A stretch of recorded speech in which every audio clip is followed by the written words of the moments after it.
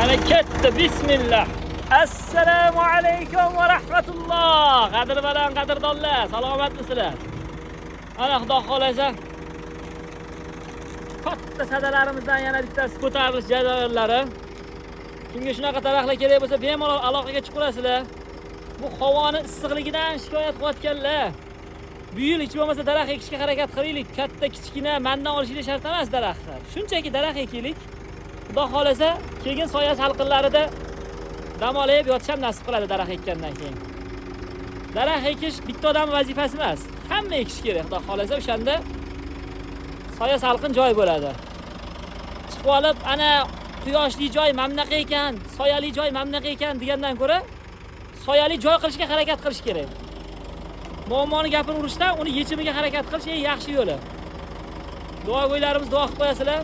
Like bosishni esdan chiqmasin. Obuna bo'lmasdan ko'rayotganda obuna tugmachasini bosib qo'yamiz. Sog' bo'linglar, salomat bo'linglar. E'tibor uchun rahmat. Bizdan uzoqlashmanglar.